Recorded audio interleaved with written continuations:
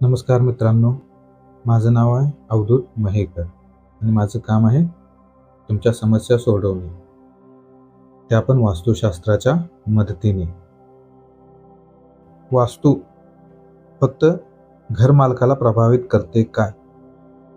हा जो प्रश्न आहे, हा लोकांना सगळ्यात जास्त गोंधळात टाकणारा प्रश्न आहे. हे घर माझं नाही, त्या घरात मी रेंटने राहतो, मग ह्या घराचा इफेक्ट जो आहे तो या घराचा जो मालक आहे त्याच्यावर होईल, असं सगळ्यांना वाटतं. जर तुमचं एक वडिलोपार्जित घर आहे किंवा एखादा फ्लॅट तुमच्या नावावर आहे आणि तिथं तुम्ही राहत नाही, तो मोकळाच आहे, मग त्या वास्तूचा दोष तुम्हाला लागतो काय? का तिथे जे भाडेकरू राहतात त्या भाडेकरूंना वास्तूचा दोष लागतो? यामध्ये इम्पॉर्टंट आहे, त्या वास्तूचा दोष लागतो कोणाला?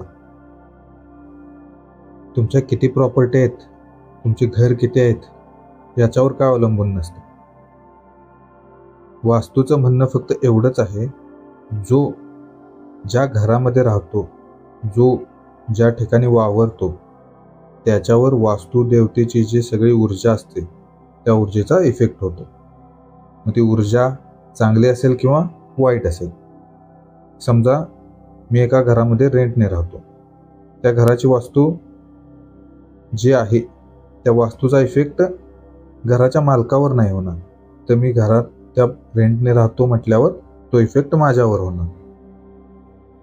जर तुमचं वडिलोपार्जित घर गावामध्ये किंवा एखाद्या खेड्यामध्ये असेल आणि जिथं तुम्ही महिन्यातून 2 महिन्यातून येता जाता, तिथे 3-4 दिवस राहता, आठवडाभर राहता, किंवा तुमचं साहित्य तुम्ही शिक्षणाला असल्यापासून किंवा नोकरीच्या सुरुवातीला असल्यापासून जर त्या घरामध्ये असेल, तर त्या तुमच्या वडिलोपार्जित घराचा सुद्धा तुमच्यावर इफेक्ट होतो.